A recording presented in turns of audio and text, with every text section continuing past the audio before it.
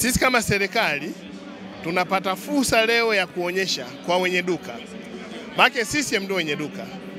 Tunakuja kuonyesha kwamba imani ambayo tulipewa sisi kama serikali kutekeleza mambo 1, 2, 3 tumeyatekeleza. Ni fursa nzuri kwa wana CCM, wanachama, wapenzi wa Kereketwa kuwaonyesha Watanzania kwamba tuliahidi miaka 5 iliyopita ni kwa kiasi gani tumetekeleza. Sisi Njombe tumetekeleza sekta za kijamii, sekta za kiuchumi, sekta za miundombinu na maeneo mengine yote. Kwa sababu serikali ya Tanzania inapigiwa kura. Sio serikali ya kifalme. Ni serikali ya kupigiwa kura. Kura ni imani. Sasa tunarudije kwenda kwa wananchi kuambia tuaminini tena? Tumetekeleza. Pale Njombe tumejenga imani kubwa ya wananjombe kwenye serikali yao. Makundi ya vijana wameona faida ya mikopo ya 10%.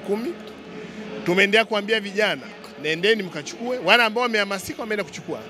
Makundi ya wakulima wameona faida ya mbolea za ruzuku. Lakini wamenufaika na maelekezo ya Mheshimiwa Rais kwa mabenki waende kwenye single digit.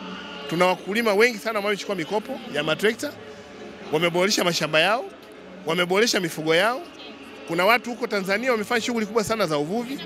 Lakini tumeona transformation ya kilimo kwenda kwenye kilimo biashara, nyongeza thamani kwenye mazao. Miaka 5 iliyopita Njombe tulikuwa tunalima parachichi, tunauza maparachichi Kenya. Leo Njombe maparachichi yanauzwa kama tunda kwenda nje. Maparachichi yanasagwa kwenda kwenye mafuta. Kumekuwa na mageuzi makubwa sana. Kwenye miradi mikubwa kama ya Mchuchuma na Liganga, serikali imefanya uwekezaji, fidia imelipwa, na sasa tunaenda kwenye kuweka uwekezaji mkubwa wa kujenga viwanda. Utaona sasa mkoa wa Njombe umejiunganisha mkoa na wilaya, barabara za lami zimejengwa na nyingine zinaendelea kujengwa. Lakini kwenye elimu tumefanya uwekezaji mkubwa, elimu ya msingi, elimu ya sekondari, na sasa chuo kikuu cha Dodoma kimeongeza thamani ya elimu kwa kujenga tawi la chuo kikuu Dodoma Njombe.